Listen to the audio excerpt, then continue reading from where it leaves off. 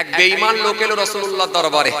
আল্লাহর নবীর দরবারে যখন এসেছে, আল্লাহর নবীর দরবারে আসার পরে আল্লাহর নবী সাল্লাল্লাহু আলাইহি ওয়াসাল্লাম বললেন, হে আনাস, যাও, যতই হোক বেঈমান হোক গো, কিন্তু আমার তো মেহমান, আমার মেহমান, আমার অতিথি, যাও একে একটু খাবারের ব্যবস্থা করো।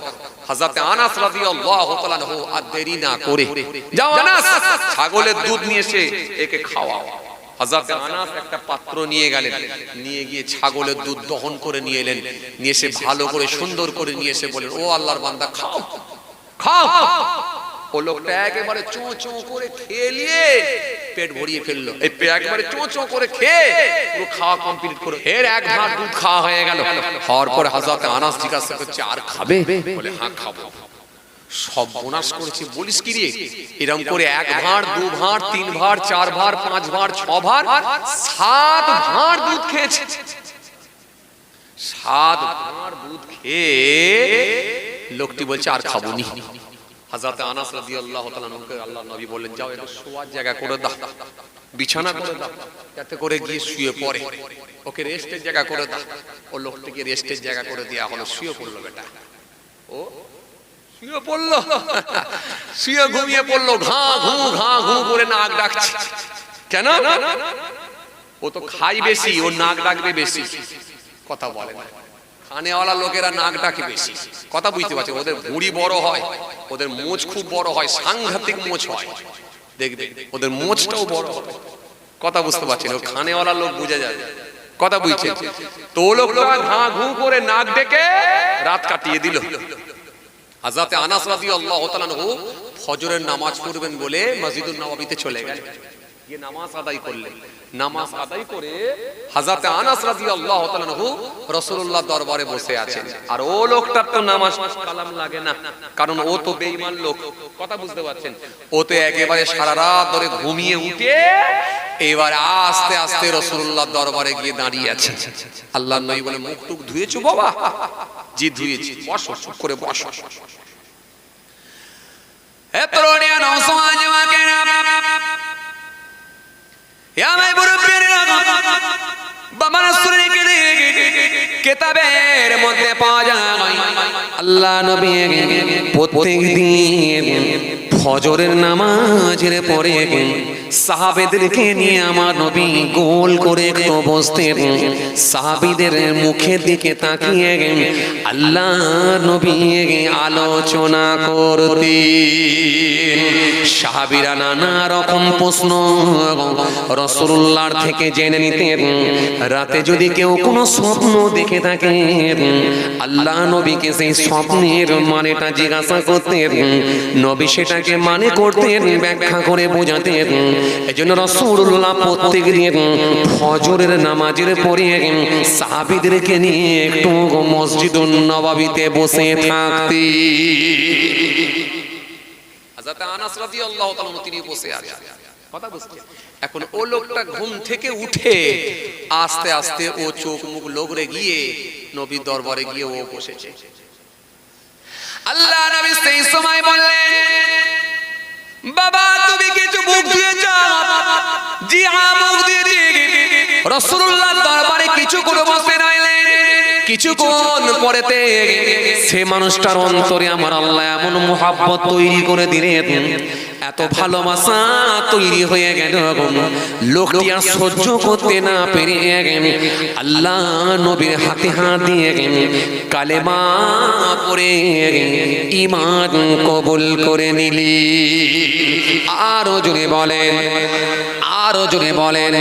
লোকটি ঈমানদার হয়ে গেল, কালেমা পড়ে নিল। কেন? আমার নবী সুন্দর করে জানিয়েছেন, হাদিস পাকের মধ্যে পাওয়া যায় আল্লাহ নবী সুন্দর করে বলেছেন, সুন্দর করে আমার নবী জানিয়ে দিয়েছেন, সুন্দর করে আমার নবী বলেছেন, ইসলাম ওই সমস্ত গুনাহ বিনষ্ট করে যাহা তার পূর্বে করিয়েছিল। ইন্নাল ইসলাম ইয়াহদিমু মা কানা ক্বাবলাহু ওয়া ইন্নাল হিজরাতা তুহদিমু মা কানা ক্বাবলাহা ওয়া ইন্নাল হাজ্জা ইয়াহদিমু মা কানা ক্বাবলাহু। আল্লাহ নবী সুন্দর করে বললেন ইসলাম ওই সমস্ত গুনাহ বিনষ্ট করে যাহা তার পূর্বে করিয়াছিল।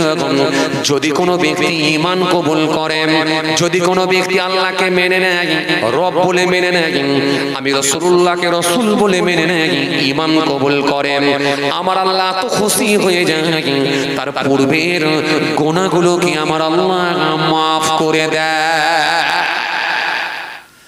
এতরে নওজওয়ান যুবকেরা,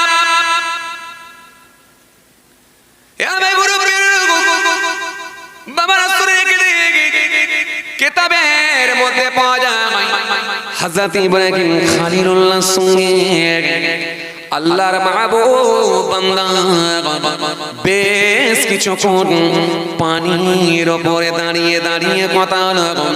যেখানে বড় বড় সমুদ্রের উপরে বড় বড় নৌকা টেকে না, বড় বড় লঞ্চ টেকে না, বড় বড় জাহাজ টিকতে চায় না, সেখানে আল্লাহর কুদরতি ক্ষমতা, আল্লাহর মাহবুব বান্দাদেরকে পানির উপরে আল্লাহ দাঁড় করিয়ে রেখেছি। আরো জোরে বলেন, আরো জোরে বলেন। হযরত ইব্রাহিম খলিলুল্লাহ বললেন ভাই চলুন একটু আগে যাওয়া যায়। আল্লাহর মাহবুব বান্দা বললেন চলুন একটু আগে যাই। আল্লাহ মাহবুব বান্দা আল্লাহর বান্দা পানির উপর দিয়ে হাঁটছে। হযরত ইব্রাহিম খলিলুল্লাহ তিনিও পানির উপর দিয়ে হাঁটছেন। আরো কিছু দূর গেলেন, আরো কিছু দূর গেলেন, আরো কিছু দূর গেলেন। বেশ কিছু দূর যাওয়ার পরে একটা মতির মেম্বার দেখতে পেলেন। মতির মেম্বার দেখতে পেলেন। মতির মেম্বার সমুদ্র পানির উপরে আল্লাহর কুদরতি ক্ষমতা বানানো হয়েছে। ওই মতির মেম্বারে হযরত ইব্রাহিম খলিলুল্লাহ সঙ্গী ব্যক্তিটা আল্লাহকে স্মরণ করার জন্য নামাজে দাঁড়িয়ে গেলেন। নামাজে দাঁড়িয়ে গেলেন, নামাজ পড়ছে, নামাজে দাঁড়িয়ে গেছে। কথা বুঝে আসছে? হে তরুণিয়া নওজওয়ান যুবকেরা, হে ভাই মুরব্বিয়ারা, বাবা রাসূলকে দেখে হযরত ইব্রাহিম খলিলুল্লাহ সেই সময় বললেন ও আল্লাহর মাহবুব বান্দা, ও আল্লাহর খাস বান্দা, আপনি কতদিন এইভাবে ইবাদত করছেন?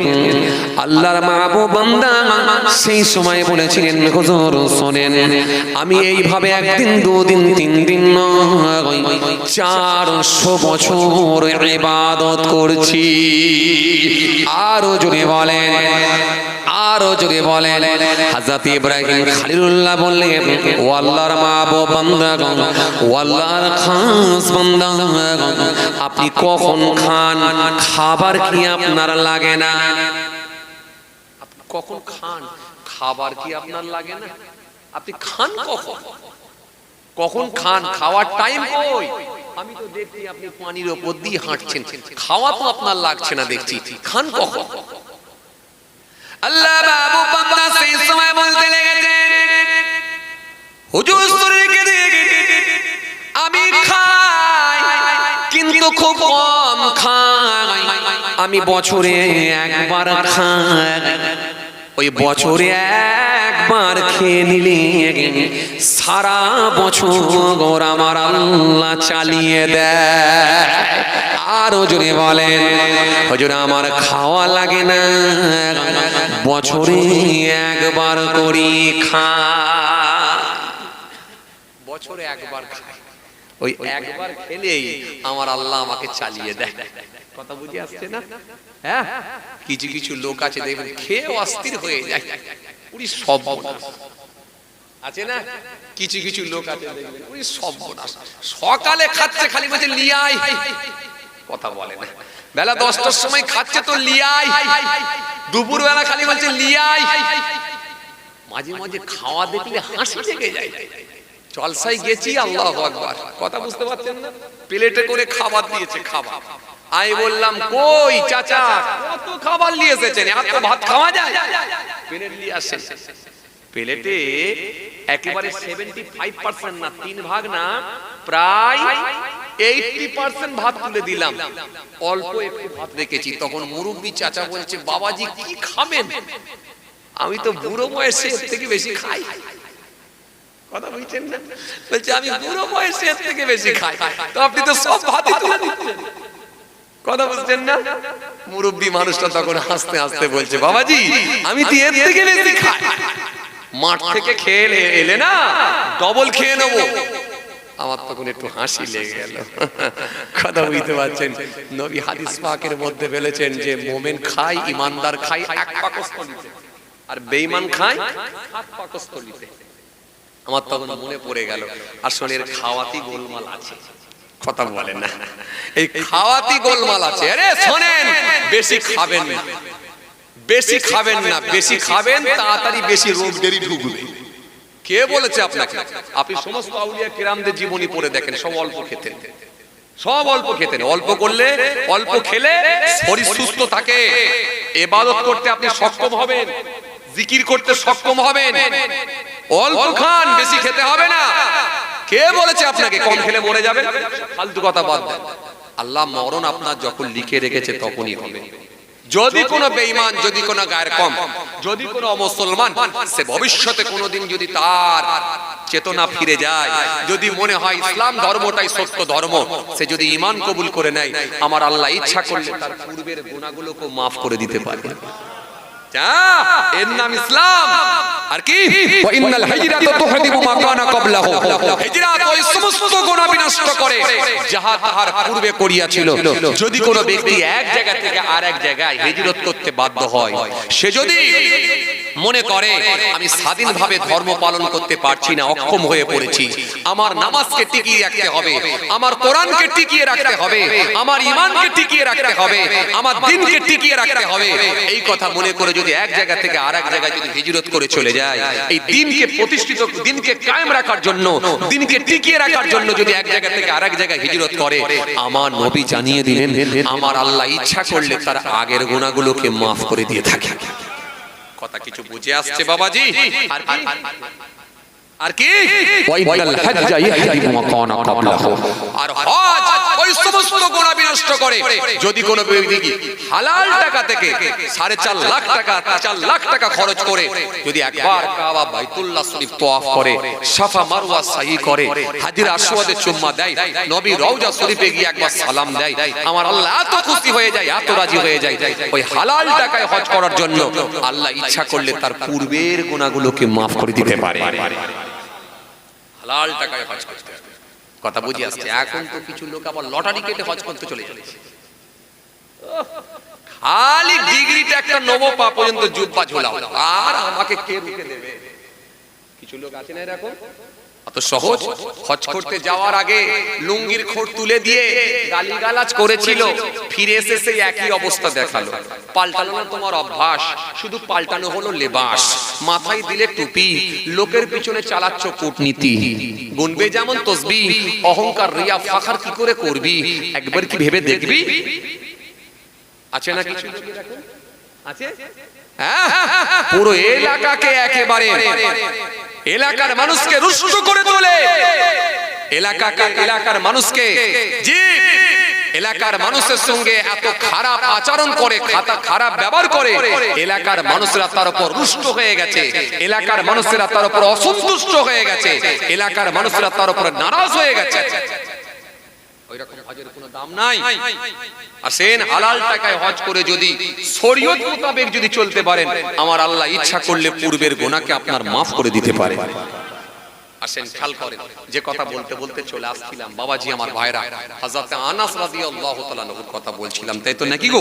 জি, এই লোকটা ঈমান কবুল করে নিলেন। ঈমান কবুল করার পরে আল্লাহ নবী সাল্লাল্লাহু আলাইহি ওয়াসাল্লাম বললেন, আনাস যাও এইবারে ওই লোকটাকে আবার একটু খাবারের ব্যবস্থা করে দাও। জোরে বলবেন না? আরে জোরে বলবেন না? হযরত আনাস রাদিয়াল্লাহু তাআলা আনহু থাকতে পারলেন না, হুজুর সহ্য করতে না পেরে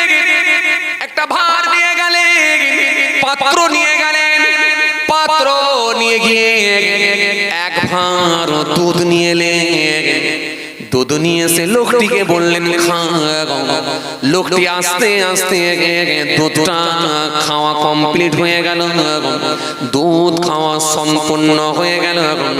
হযরতে আনাস জানে লোকটি রাতের বেলা 7 ভাঁড় খেয়েছে, এখনো ব্রেক হবে না, চলো আমাকে আবার ভাঁড়ে করে দুধ আনতে হবে। হযরতে আনাস ভাঁড় নিয়ে আবার দুধ আনতে যাচ্ছে। আল্লাহ নবী বললেন থামো আনাস, লোকটাকে একবার জিজ্ঞাসা করে দেখো আর খাবে নাকি। খাবে নাকি জিজ্ঞেস করে দেখো, তুমি আনতে চলে যাচ্ছ। আরে দাঁড়াও আনাস, জিজ্ঞাসা করো। জি, হাদিস পাকের মধ্যে পাওয়া যায় হযরতে আনাস চমকে উঠলেন, মনে মনে ভাবলেন রাতের বেলা যে লোকটা 7 ভাঁড় দুধ খেয়েছে, এ কি এত সহজে ব্রেক মারবে? কথা বলে এত সহজে কি ব্রেক করবে? ও ছাড়ার লোক। আরে কমপক্ষে তো 5 ভাঁড় খাবেই। 7 ভাঁড় যে লোকটা রাতের বেলা খায়, সে তো দিনের বেলা 5 ভাঁড় তো খাবেই। তো এত সহজে কি? এই মনে করে আনতে যাচ্ছিলেন। হযরতে আনাস দাঁড়িয়ে গেলেন, যেহেতু রাসূলুল্লাহ বলেছেন দাঁড়িয়ে গেলেন। দাঁড়িয়ে গিয়ে হযরতে আনাস জিজ্ঞাসা করলেন, বাবা তুমি কি আর দুধ খাবে? তোমার জন্য নিয়ে আসবো? বলে হুজুর আর খেতে পারবো না, পেট ভরে গেছে। জোরে বলবেন না, আরো জোরে বলবেন না। হযরতে আনাস রাদিয়াল্লাহু তাআলা আনহু চমকে উঠলেন, চমকে উঠে বলে ইয়া রাসূলুল্লাহ, এই মানুষটার এত পরিবর্তন কেমন করে ঘটে? রাতের বেলা যে লোক 7 ভাঁড় খায়, এখন 1 ভাঁড়েতেই শেষ হয়ে যায়। আল্লাহ নবী সেই সময় বললেন, শোনো আনাস, রাতের বেলা ও ঈমান কবুল করে না, ও বেঈমান ছিল, ঈমান কবুল করে না, এজন্য ও একা খায় না, বরং সঙ্গে ইবলিস শয়তানও খেয়েছে, সহযোগিতা করেছে, ইবলিস খেয়েছে। আর এখনো ঈমান কবুল করার পরে আল্লাহর নাম নিয়ে যখনই খেয়েছে, ওর অল্পতি খাবারই ওর খোদা নিবারণ হয়ে গেছে। এজন্য আল্লাহ নবী বললেন, না শোনো শোনো, এখনো ঈমান এনে আল্লাহর নাম নিয়ে খেয়েছে, এই জন্য খাওয়াতে এত পরিবর্তন। যে রাসূলুল্লাহ বললেন ঈমানদার খায় 1 পাকস্থলীতে, আর বেঈমান খায় 7 পাকস্থলীতে। এজন্য বেঈমান লোকেরা আল্লাহর নাম নিয়ে খায় না, খালি নিয়ে এসো করে। শুধু বেঈমান কেন, কিছু মুসলমানও আছে এরা আল্লাহর নাম নিয়ে খায় না, কথা বলে না। হোটেলে পেট পূরণের ব্যবস্থা করেছে, 55 টাকায় পেট পূরণ। হোটেলওয়ালা ঘাবড়ে যাচ্ছে, কাকে খেতে বসেছি রে, ই তো পুরো হাঁড়ি শেষ করে ফেললো। 6 বার ভাত নিয়েছে, এখনো বলছে নিয়ে আয়। কথা বুঝতে পারছেন না? হ্যাঁ, লাস্টে হোটেলওয়ালা বলে এ কারবার চলবে না। পুরো সব বোনা এরকম যদি 3টে লোক দিনের বেলা ঢুকে যায় না, শেষ। কথা বলে না, কথা বলছেন না কেন? ও তো ইবলিসকে নিয়ে খাচ্ছে, খালি বলছে নিয়ে আয়। আসেন, অনেক দূরে চলে এসেছি। আমি কোথা ছিলাম বলেন দেখিনি? কোথায় ছিলাম বলেন দেখিনি? বাবা, এই তো বিরাট শুনে গইরা, ভুলে যাওয়ার লোক নয়। হ্যাঁ, ওফ আল্লাহু আকবার, এই তো কেউ ভুলে যায় না। আমি ভাবলাম ভুলে গেলি বেঁচে গেলাম। কথা বুঝছেন না? ভুলে গেলি আর বলতে হবে না, ঠিক মনে রেখে দিয়েছে। পানির ওপরে ছিলাম হুজুর। আপনারা পানির ওপরে ছিলেন? চটের ওপরে বসে আছে বলে পানির ওপরে ছিলাম হুজুর। আরে আপনারা নয়, ইব্রাহিম খলিলুল্লাহ হুজুর ছিলেন। ঠিক ঠিক, ইব্রাহিম খলিলুল্লাহ পানির উপরে ছিলেন। হুজুর জিজ্ঞাসা করলেন, আপনি খান কখন? বলে হুজুর খাই বছরে আমি একবার খাই, সারা বছর আর লাগে না। আল্লাহ আমার ক্ষুধার যন্ত্রণা নিবারণ করে দেয়। কথা বুঝে আসছে বাবাজি? একবার খাই। এইভাবে কতদিন ইবাদত করছেন? 400 বছর। ইব্রাহিম খলিলুল্লাহ অবাক হয়ে গেলেন। 400 বছরের মেহনত আল্লাহর দরবারে তো কবুল হবেই ইনশাআল্লাহ। আল্লাহ কবুল করে নিয়েছেন। যেখানে বড় বড় জাহাজ থেকে না, সেখানে পানির উপর দিয়ে আল্লাহর কুদরতি ক্ষমতায় হেঁটে হেঁটে যায়। পানির উপরে দাঁড়িয়ে দাঁড়িয়ে নামাজ আদায় করে। আল্লাহু আকবার, আল্লাহু আকবার। এ তরুণী নওজওয়ান যুবকেরা,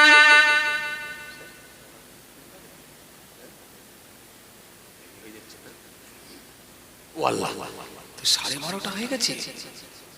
থাক, আর কষ্ট দেবো নি আপনাদেরকে। এই পয়সা দিতে হবে গো। ইয়া আল্লাহ, একা গেটে অনেক লোকজন সব দাঁড়িয়ে আছে, জ্যাম লেগে গেল, চটফট আর নেই। চটফট দিলে ভালো হতো তো। এই দিকটা না হলে একটা, এই গলিটাই একটা চট দিয়ে দেন না, এই গলিটাই দাঁড়িয়ে আছে কষ্ট করে। ওরা যখন আসতে মন চেয়েছে, যখন অনেকক্ষণ ধরে দাঁড়িয়েও আছে, এই যা লোক আছে জায়গায় ধরবে না চাচা। একটা দুটো লোক হলে ধরে যেত, অনেকগুলো লোক আছে, অনেক মানুষ আছে, গেট পুরো জাম হয়ে গেছে। এই চটটা একটা লম্বা করে দেন না এর উপরে। একবার মহাব্বতের সঙ্গে দরুদ শরীফ আল্লাহুম্মা সাল্লি আলা মাওলানা মুহাম্মদ।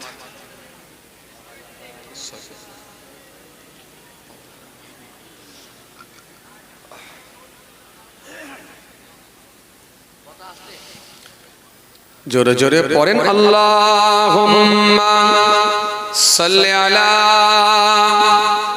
সাইয়্যিদিনা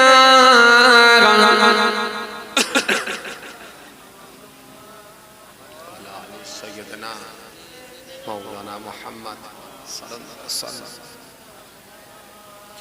আওয়াজ করে মহব্বতের সঙ্গে পড়েন না বাবা, আওয়াজ দিয়ে মহব্বতের সঙ্গে পড়েন আল্লাহুম্মা সাল্লি আলা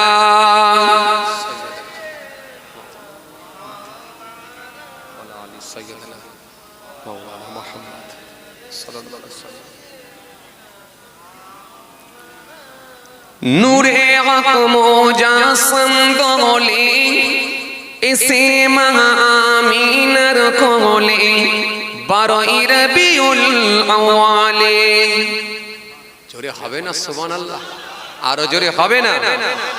12 রবিউল আউয়ালে ফোটে ফুল পাপড়ি ওই মেঘলে, যেন চাঁদ পূর্ণিমার খেলে, মেঘেদের পর্দা তোলে, মেঘেদের পর্দা তোলে। নূরে হক মুজাসসাম দোলে এসে মা আমিনার কোলে 12 রবিউল আউয়ালে, 12 রবিউল আউয়ালে ফোটে ফুল পাপড়ি ওই মেঘলে, যেন চাঁদ পূর্ণিমার খেলে, মেঘেদের পর্দা তোলে, মেঘেদের পর্দা তোলে। আল্লাহুম্মা সাইয়্যিদিনা মাওলানা মুহাম্মদ। আওয়াজ দিয়ে ওয়া আলা আলি মাওলানা সাল্লাল্লাহু আলাইহি ওয়াসাল্লাম। যে উটনির গুণ দুর্বল ছিল, সে সুখতে আপন দেখে পেল, ওই শুকনো ছিল দুধের বাট, সে বাটতে দুধ জেগে ফিরে গেল। যে দেখল রহমতি এই নূর, হলো তার আধার মনের দূর। কি শক্তি নূরের ফুলে, কি শক্তি নূরের ফুলে। নূরে হক মুজাসসাম দোলে এসে মা আমিনার কোলে 12 রবিউল আউয়ালে, 12 রবিউল আউয়ালে ফুটে ফুল পাপড়ি ওই মেঘলে, যেন চাঁদ পূর্ণিমার খেলে, মেঘেদের পর্দা তোলে, মেঘেদের পর্দা তোলে। আল্লাহুম্মা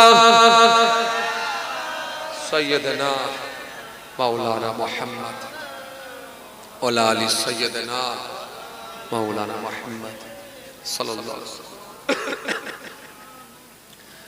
মতির মেম্বার, মতির মেম্বারে গিয়ে দুজনাই নামাজ আদায় করলেন। কোথায়? দরিয়ার উপরে, পানির উপরে। আল্লাহু আকবার।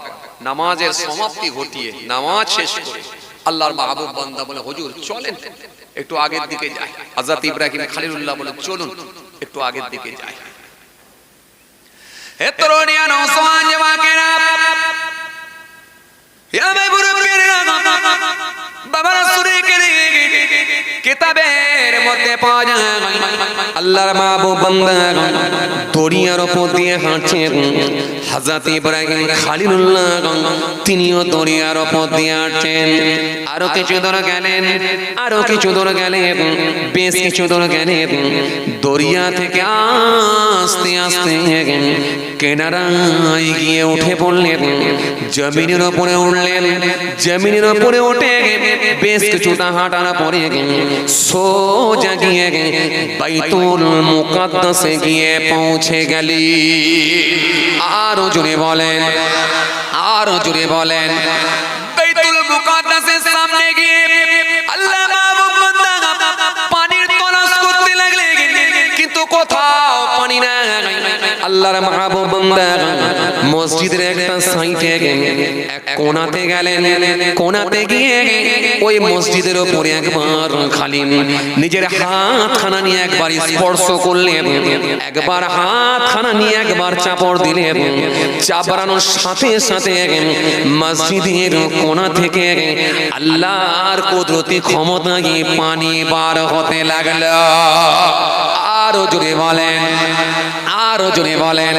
আল্লাহর মাহবুব বান্দা ওযু করে নিলেন। হযরত ইব্রাহিম খলিলুল্লাহ তিনিও ওযু সেরে নিলেন। দুজনাই বাইতুল মুকাদ্দাসে গিয়ে দুজনাই গিয়ে নামাজ আদায় করে নিলি। নামাজ আদায় করলেন। ফের নামাজ আদায় করার পর আল্লাহর মাহবুব বান্দাকে হযরত ইব্রাহিম খলিলুল্লাহ জিজ্ঞাসা করতে লেগেছে, ভাই আপনার কি মনের ইচ্ছা কিছু আছে? এতদিন ইবাদত করছেন, আপনার কি কোনো মনের ইচ্ছা, কোনো আশা, কোনো আকাঙ্ক্ষা আছে? বলে হুজুর আমার একটা জীবনে মনের আশা ছিল, জানি না সেটা আল্লাহর দরবারে কবুল হবে কি জানি না। হযরত ইব্রাহিম খলিলুল্লাহ বললেন, সেটা কিসের মনের আশা একবার বলেন তো আমাকে। আল্লাহ মাহবুব বান্দা সেই সময় বলতে লেগেছেন, হুজুর শুনে রেখে আপনাকে তো আমি জানি না, আপনাকে তো আমি চিনি না, আপনার সঙ্গে আমার পরিচয় হয়েছে সমুদ্র উপরে পরিচয় হলো। তবে হুজুর শুনেন, আমি শুনেছি এ জামানার একজন বিখ্যাত নবীকে আল্লাহ পাঠিয়েছেন, যিনি আর অন্য কেউ নয়, যিনি হলেন হযরত ইব্রাহিম খলিলুল্লাহ, যিনি আল্লাহর বন্ধু, আল্লাহর দোস্ত, যিনাকে আমার আল্লাহ এই জামানায় পাঠিয়েছেন। তবে আমার বড় ইচ্ছা, আমার বড় আশা, বড় আকাঙ্ক্ষা, জীবনে এতদিন বেঁচে রইলাম, আমার শেষ মুহূর্তে আমি আল্লাহ দরবারে একবার ইচ্ছা, আল্লাহ যদি একবার ইব্রাহিম খলিলুল্লাহকে দেখিয়ে দিতেন, নিজে চোখে একবার দেখতাম, আমার স্বপ্নটা পূরণ হতো। আর ইব্রাহিম খলিলুল্লাহকে যদি একবার দেখতে পেতাম, আর জীবনে বাঁচার ইচ্ছা ছিল না, আল্লাহর জন্য জীবন বিসর্জন দিয়ে দিতাম। আরো জোরে বলেন, হুজুর আমার শেষ ইচ্ছা একটা, একবার ইব্রাহিম খলিলুল্লাহকে দেখব। আল্লাহু আকবার, আল্লাহু আকবার, জিন্দাবাদ,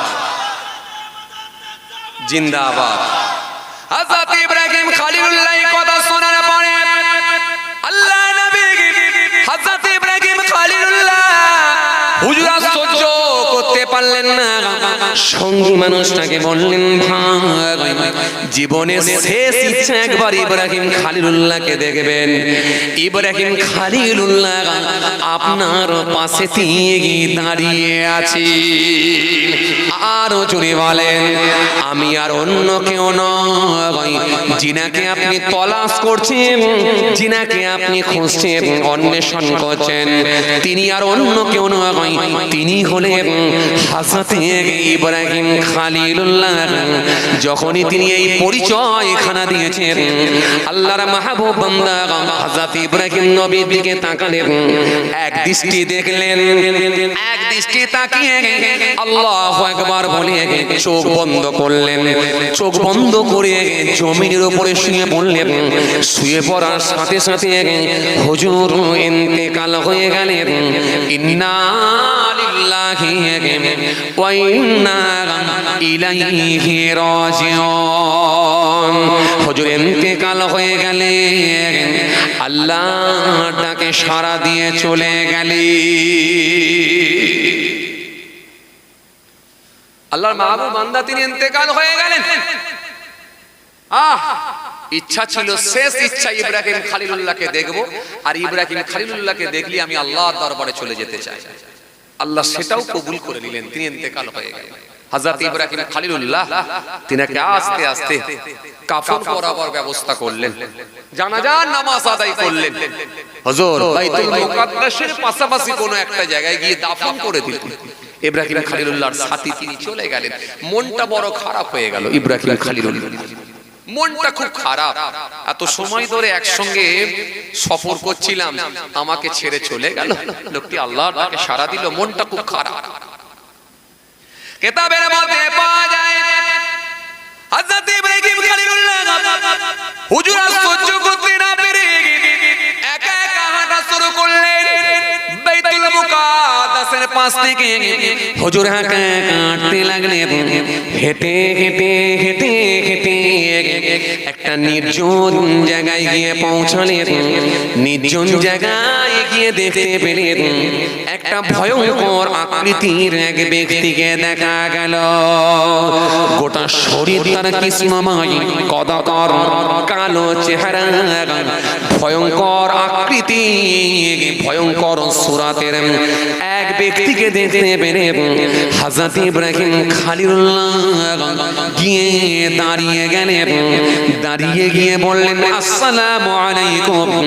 তিনি জবাব দিলেন, ওয়া আলাইকুম আসসালাম। হযরত ইব্রাহিম খলিলুল্লাহ বললেন, আপনি কে? আপনার পরিচয় একবার দেন। আপনার চেহারার অবস্থা কেন এরকম বলেন? চেহারার বিকৃতি কি করে ঘটলো একবার বলে। আপনার চেহারা এরকম বদসুরাত হয়ে গেল কেন? গোটা শরীর আপনার কালো হয়ে গেছে, ভয়ঙ্কর আকৃতি, ভয়ঙ্কর সুরাত, ভয়ঙ্কর চেহারা আপনার। আপনাকে দেখে তো যেমন তেমন মানুষ চমকে উঠবে। কি ব্যাপার, আপনি কে? একবার পরিচয়টা দেন আমাকে। ওই ব্যক্তি সেই সময় বলতে লাগলেন, ওয়াল্লাহ নবী, আমি আপনাকে চিনি, আপনি হযরত ইব্রাহিম খলিলুল্লাহ। ওয়াল্লাহ নবী, আমি সাধারণ কোনো ব্যক্তি নই, আমাকে আমার আল্লাহ ফেরেশতা করেছেন। গোটা শরীরটা আমার আল্লাহ নূর আর নূর করে দিয়েছিলেন। কিন্তু জীবনে আমি একটা মারাত্মক ভুল করেছি। এক সময় আমার আল্লাহ পাক আসমানে ফেরেশতাদেরকে জমা করেছিলেন।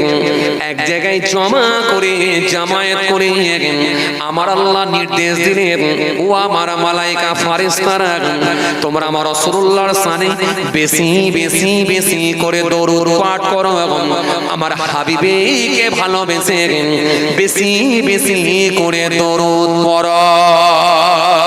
কিন্তু সমস্ত ফেরেশতারা বেশি বেশি করে দরুদ পড়তে লাগলো। কিন্তু আমার ভেতরে একটা অহমিকা ছিল, আমি আমার অহমিকা দেখিয়ে ইনকার করেছিলাম, আমি দরুদ পড়ব না। আমার আল্লাহ নারাজ হয়ে গেলেন, অসন্তুষ্ট হয়ে গেলেন। সঙ্গে সঙ্গে আমার নূরের চেহারাখানা বিকৃতি ঘটালেন, আমার ডানাগুলোকে আমার আল্লাহ কেটে দিলেন, কেটে দিয়ে আমার আল্লাহ এইরকম কাদাময় চেহারা করে, এরকম কাদা কর চেহারা করে আমার আল্লাহ পৃথিবীর জমিনে আমাকে নিক্ষেপ করলেন, খালি রাসূলের সানে বিয়াদবি করার জন্য। এই জন্য হাবিবুল্লাহকে আমার আল্লাহ সব থেকে বেশি ভালোবাসেন, হাবিবুল্লাহকে আমার আল্লাহ সব থেকে বেশি মহব্বত করেন।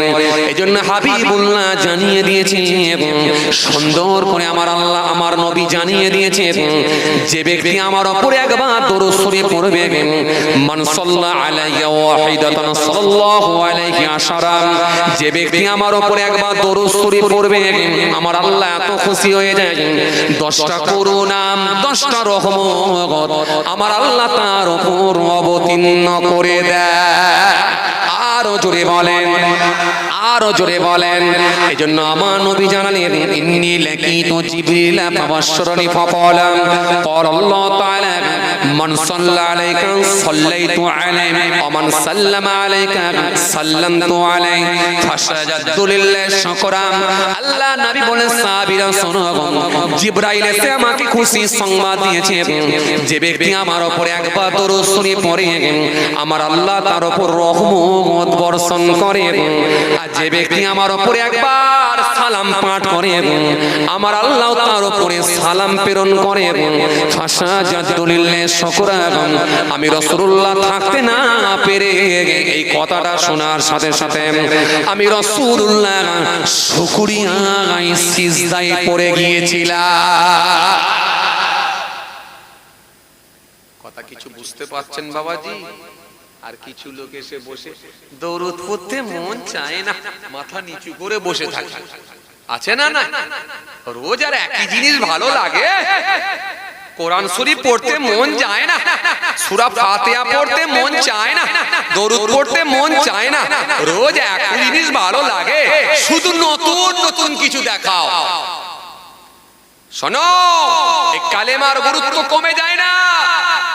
মুসা কালিমুল্লাহ একদিন আল্লাহকে বলেছেন, আল্লাহ এমন একটা নাম আমাকে শিখিয়ে দেন যেটা সর্বসময় আপনাকে আমি ডাকবো। আমি যেহেতু আপনার স্পেশাল নবী, আপনি আমাকে নবী করেছেন, রাসূল করেছেন, পয়গম্বর করেছেন, আপনি আমাকে রিসালাত দান করেছেন, আপনি আমাকে কিতাব দিয়েছেন, কালিমুল্লাহ উপাধি দিয়েছেন। আমি সাধারণ নবী নই, আমি স্পেশাল নবী। শুধু নবী নই, আমি রাসূল। আমার উপরে কিতাব দিয়েছেন মানে আমি রাসূল। আল্লাহ আমার হাতের লাঠি ছেড়ে দিলে সাপ হয়ে যায়, সর্প হয়ে যায়, সাপের মাথা ধরে দাঁড় করালে আবার পূর্বের ন্যায় লাঠি হয়ে যায়, আমার হাত নিয়ে বগলের মধ্যে গোলাকার করলে সূর্যের ন্যায় জ্যোতি আলো হয়ে যায়। আল্লাহ স্পেশাল নাম শেখান যেটা আমি একাই মুসা আপনাকে ডাকবো। আল্লাহ বলে, মুসা বলো লা ইলাহা ইল্লাল্লাহ, বলো লা ইলাহা ইল্লাল্লাহ, বলো লা ইলাহা ইল্লাল্লাহ। আল্লাহ লা ইলাহা ইল্লাল্লাহ এটা তো সবাই জানে, আপনার প্রত্যেকটা বান্দা বান্দি জানে লা ইলাহা ইল্লাল্লাহ, নেই কোনো মাবুদ আল্লাহ ছাড়া। লা নেই, কি নেই? ইলাহা, কোনো মাবুদ, কোনো স্রষ্টা, কোনো সৃষ্টিকর্তা। ইল্লাল্লাহ কেবলমাত্র আল্লাহ ছাড়া, আল্লাহ ছাড়া কোনো মাবুদ নাই, আল্লাহ ছাড়া কোনো স্রষ্টা নাই, আল্লাহ ছাড়া কোনো সৃষ্টিকর্তা নাই। আল্লাহ এ নাম তো সবাই জানে। আমি স্পেশাল নবী, আমি স্পেশাল রাসূল, আপনি আমাকে কালিমুল্লাহ উপাধি দিয়েছেন, তো আমার জন্য কি একটা স্পেশাল নাম শিক্ষা দেবেন না? আল্লাহ বলে, মুসা তুমি কি ভাবছো এই নামটা সবাই জানে বলে এই কলেমার গুরুত্ব, কালেমার ওজন, কালেমার মর্তবা কমে গেল? আমি আল্লাহ বলি, শোনো, 7টা জমিনকে আর 7টা আসমানকে যদি এক পাল্লায় রেখে দেওয়া হয়, অপর পাল্লায় যদি কালেমা শরীফ চাপিয়ে দেওয়া হয়, আমি আল্লাহ বলছি কলেমার ওজন ভারী হয়ে যাবে। কথা কিছু বুঝতে পারছেন বাবাজি? এই কালেমা শরীফ বেশি বেশি করে পড়েন, বেশি বেশি করে পড়ে। কালেমা শরীফ এত বেশি গুরুত্ব বাড়ানো হয়েছে, আল্লাহ ইচ্ছা করলে কবুল হয়ে যায়, আল্লাহ ইচ্ছা করলে কালেমা শরীফ পড়ার বদৌলতে এর মধ্যে 12টা অক্ষর আছে, আল্লাহ ইচ্ছা করলে 12 মাসের গুনাহকে আল্লাহ maaf করে দিতে পারে। কথা বুঝি আসছে বাবাজি? আমার ভাইরা জি, একবার কালেমা শরীফ পড়লে শেখ আব্দুল হক মুহাদ্দিস দেহলভী রাহমাতুল্লাহ আলাইহি বলছেন, একবার কালেমা শরীফ পড়লে আল্লাহ ইচ্ছা করলে তার নেকির খাতায় 4000 নেকি আল্লাহ দিয়ে থাকে। 4000 গুনাহকে আল্লাহ মাইনাস করে দেন। কথা বুঝি আসছে? কালেমার গুরুত্ব অনেক বেশি। চলুন বাবাজি, আমার ভাইরা, যেখান থেকে ছেড়ে এলাম, তো আমি দরুদ শরীফ পড়িনি, আমি অস্বীকার করেছিলাম, আমি ইনকার করেছিলাম, আমার মধ্যে ছিল অহমিকা। আল্লাহ নারাজ হয়ে গিয়ে আমার ডানাগুলোকে কেটে আমার চেহারার বিকৃতি ঘটিয়ে আমার আল্লাহ অসন্তুষ্ট হয়ে গিয়ে জমিনে নিক্ষেপ করেছে। হযরত ইব্রাহিম খলিলুল্লাহ বললেন, তাহলে এখন উপায়? তোমার তো চেহারা বদসুরাত হয়ে গেছে, সেই নূরানি চেহারা নাই, এখন উপায়? ফারিস্তা সেই সময় বলতে লাগলো, ইব্রাহিম খলিলুল্লাহ, আপনি সাধারণ ব্যক্তি নন, আপনি আল্লাহ নবী। আল্লাহ রাব্বুল আলামিন আপনাকে বন্ধু হিসাবে কবুল করে নিয়েছেন। আপনি একবার আমার জন্য দোয়া চান, যাতে করে আমার আল্লাহ পাক আমার পূর্বের ন্যায় চেহারা দান করেন। আপনি আমার আল্লাহ আমাকে যাতে করে মাফ করে দেন, আমাকে যাতে করে আমার আল্লাহ ক্ষমা করে দেন। হযরত ইব্রাহিম খলিলুল্লাহ আল্লাহ দরবারে দোয়া করলেন, ও রব্বুল আলামিন, আল্লাহ ফেরেশতাকে আপনি মাফ করে দিন, ক্ষমা করে দিন। আমার আল্লাহ পাক ইব্রাহিম খলিলুল্লাহর জবানের দোয়াকে কবুল করলেন। জবানের দোয়াকে কবুল করে নিয়ে ওই ফেরেশতাকে আমার আল্লাহ মাফ করে দিয়ে পূর্বের ন্যায় নূরানি চেহারা ফের দান করে দিলি। আরো জোরে বলেন, আরো জোরে বলেন। আল্লাহ ডানা দান করলেন, ফেরেশতা উড়ে চলে যাবে। যাবার আগে একবার ইব্রাহিম খলিলুল্লাহকে বললেন, ও আল্লাহ নবী ইব্রাহিম খলিলুল্লাহ, আপনাকে আমি কথা দিয়ে গেলাম, ওয়াদা দিয়ে গেলাম, আমি আল্লাহ দরবারে চলে যাচ্ছি, তবে সর্বসময় আমি দরুদ পাঠ করব। আর এই দরুদের নাজরানা আমার আল্লাহ পাক আখিরি নবীর কাছে পৌঁছে দেবেন। আমার আল্লাহ যতটা আমাকে সওয়াব দান করবে, সেই সওয়াবগুলো নিয়ে শেষ নবীর উম্মতদের জন্য আমি আল্লাহ দরবারে দোয়া চাই। শেষ নবীর উম্মতদের জন্য আল্লাহ দরবারে ওই দরুদের নাজরানা পাঠ করব। আল্লাহ যত সওয়াব দেবেন শেষ নবীর উম্মতদেরকে আমার আল্লাহ পাক সেই সওয়াবের হকদার করে দেবে। এই কথা বলে ফেরেশতা সালাম দিয়ে আল্লাহ দরবারে উড়ে চলে গেলে। কথা বুঝতে পারছেন? আল্লাহ রাব্বুল আলামিন যা সওয়াব দেবেন, এটা শেষ নবীর উম্মতদের জন্য আমি দান দিয়ে দিলাম। আল্লাহ শেষ নবীর উম্মতদের কাছে এই সওয়াবটা পৌঁছে দেবে। কথা বুঝে আসছে? এই যে শেষ নবীর উম্মতদেরকে আমার আল্লাহ বড় ভালোবাসেন। কথা বুঝছেন ভাইরা আমার, বন্ধুরা আমার, সাথী মহব্বতের ভাইরা, অনেক সময় আপনারা দিয়েছেন। কষ্ট হচ্ছে আপনাদের? এই জোরে বলুন, কষ্ট হচ্ছে? আর একটু হবে।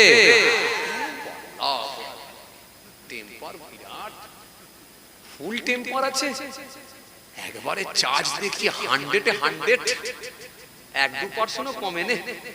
হ্যাঁ, আল্লাহু আকবার। তাই তো দেখছি বুড়ো লোকগুলো বলছে হ্যাঁ থাকবো। আমি ভাবলাম চার্জ হয়তো বুড়ো লোকেদের কমে যায়, রাত হচ্ছে তো কথা বলে। ফুল চার্জ, বিরাট টেম্পার। তার মানে গাড়ি যত চলে না, রানিং থাকলে চার্জ বেড়ে যায়। আপনি জিজ্ঞাসা করবেন ব্যাটারির দোকানে, খবর নেবেন, গাড়ি রানিং থাকলে চার্জ বেড়ে যায়। কথা বুঝতে পারছেন? চার্জ কমে না, যে ফুল চার্জ।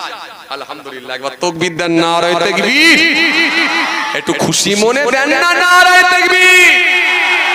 আরো জোরে দেন না নারায়ে তাকবীর, নারায়ে তাকবীর। সিলসিলায়ে মুজাদ্দিদ জামাত দাদা পীরের হক সিলসিলা যদুরহাটি গ্রামের বাৎসরিক সালে নারায়ে তাকবীর। তাহলে দরুদের গুরুত্ব কত বোঝা গেল তো? এই বোঝা গেল তো? বোঝা গেল তো? সাইকেল চালাতে চালাতে দরুদ পড়বে, বাড়িতে যখন শুতে যাবেন বিছানায় 2-4 বার দরুদ শরীফ পড়ে নেবেন, কমপক্ষে 3 বার পড়বেন, পড়ে শুয়ে পড়বেন। কলেমা শরীফ 3 বার পড়বেন, পড়ে শুয়ে পড়বেন। এটা বেশিক্ষণের কাজ নয় আর বেশি কষ্ট নয়। এই কালেমা শরীফ পড়ে শুয়ে পড়বেন। জীবনের শেষ কথা যদি কলেমা হয়ে থাকে, আল্লাহ রাজি হলে যদি ওই রাতে মৃত্যু দেয়, আল্লাহ ইচ্ছা করলে কালেমার ওসিলায় আল্লাহ জান্নাত হয়ে যাবে। কথা বুঝে আসছেন? কালেমার গুরুত্ব অনেক বেশি, দরুদের গুরুত্ব অনেক বেশি। এগুলো পড়বেন। এই জন্য আমরা প্রথমে কি বলছিলাম, জি আমরা কিছু মানুষ থাকি দরুদ যেন পড়তে মন চায় না, না এগুলো না। আমরা এখানে আসছি দরুদ পড়ারই জায়গা। এই দরুদ পড়ার জায়গায় আজকে হয়ে গেছে। এই জায়গাটা হলো দরুদ পড়ারই জায়গা, কালেমা পড়ারই জায়গা। 2-4 বার আমরা পড়ে এগুলো সওয়াবের হকদার হতে পারবো। সওয়াব থেকে যেন বঞ্চিত না হয়ে যায়। আমাদের নেকি সওয়াবের দরকার। আচ্ছা কথা বুঝে আসছে ভাইরা আমার, বন্ধুরা আমার, সাথী মোহাব্বতের ভাইরা, অনেক সময় আপনারা দিয়েছেন আলহামদুলিল্লাহ। একেবারে প্রায় একটা স্টার্ট করুন। জি আল্লাহ, অনেক টাইম হয়ে গেল। যাই হোক, অসমাপ্ত বক্তব্যকে সমাপ্তির দিকে আগিয়ে দিলাম। আল্লাহ যদি ফের কোনো সুযোগ দেয় ইনশাআল্লাহ আলোচনা হবে। আমার ভাইরা বড় আশা করে বলেছেন, কথা বুঝতে পারছেন, প্রতি বছর আপনারা দেন বলি তো আশা করে। আরে ফকির সাহেব দরজায় যাই কেন বলেন তো? জানে এ বাড়িওয়ালা কিছুটা হলেও দেবে, একবারে ফিরিয়ে দেবে না। কথা ঠিক কিনা ভুল বলে? ফকির সাহেবের মনে একটা আশা থাকে তো, না থাকেনি? আরে বাবা, যদি মনে হয় যে লোকটা জাল্লাদ গেলি আমাকে মারধর লাগিয়ে দেবে, তার ঘরে যাবে? যদি জানতে পারে যাবে? কথা বলে না। জানতে পারলে যাবে? যাবে না। সে জানে নিশ্চয়ই আমি গেলে হাত পাতলে ফিরিয়ে দেবে না, ফিরিয়ে দেবে না। নিশ্চয়ই আমাকে দান দেবে। দান দেয় বলি তো আশা করে যায়। তা আমার ভাইয়েরাও বড় আশা করেছে, আমরাও বড় আশা করেছি আপনারা দান দেন বলে। প্রতি বছরই আপনারা দেন। আর আপনারা দেনেওয়ালা আছেন আপনারা। আর আপনাদের মতো দেনেওয়ালা মানুষদের জন্যই আজকে আলহামদুলিল্লাহ দিন এখনো টিকে আছে। কথা ঠিক কিনা বলবো? যত বেসরকারি মাদ্রাসা আছে, মক্তব আছে, যত বেসরকারি মাদ্রাসা আছে, মক্তব আছে, যত এরকম মাহফিল হয়, সব মনে রাখবেন আপনাদের মতো খেটে খাওয়া মানুষের দানেতি আল্লাহ করিয়ে দেয়। এখানে কোনো সরকারি অনুদান আসে না, আপনাদের মতো খেটে খাওয়া মানুষের দানেতি আল্লাহ করায়। আসেন, আজকেও আলহামদুলিল্লাহ আপনারা নিশ্চয় দান দেবেন। আপনারা নিশ্চয়ই দেন, দিতে পছন্দ করেন। আল্লাহ রাব্বুল আলামিন কবুল করে দেবেন। জি, কোরআন শরীফের মধ্যে আল্লাহ সুন্দর করে বলেছেন,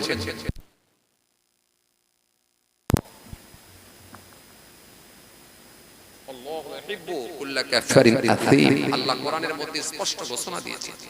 আল্লাহ বলছেন, দানকারীকে আমি আল্লাহ, দান সদকাকে আমি আল্লাহ বাড়িয়ে দিই, বৃদ্ধি করে দিই। আর কি? সুদকে আমি আল্লাহ ধ্বংস করে দিই। আল্লাহু ইউহিব্বু কুল্লা কাফারিন আথীম। আল্লাহ কোরআনের মধ্যে ঘোষণা দিলেন, ওই সমস্ত অকৃতজ্ঞ পাপী ব্যক্তিদেরকে আমি আল্লাহ পছন্দ করি না, পছন্দ করি না। জি, আল্লাহ কোরআনের মধ্যে বলেছেন, ওয়াহাল্লাল্লাহুল বাই'a ওয়া হারামা রিবা। ক্রয় বিক্রয় তোমাদের জন্য বৈধ করা হলো, সুদ তোমাদের জন্য হারাম করে দেয়া হলো। কথা বুঝে আসছে? আসেন, আজকের মাহফিলের সর্বপ্রথম এইখানে আপনি এই দিকে পড়ে যাবেন, চাচা ওই দিকে চলে আসেন, ওই দিকে চলে আসেন। ইয়া আল্লাহ,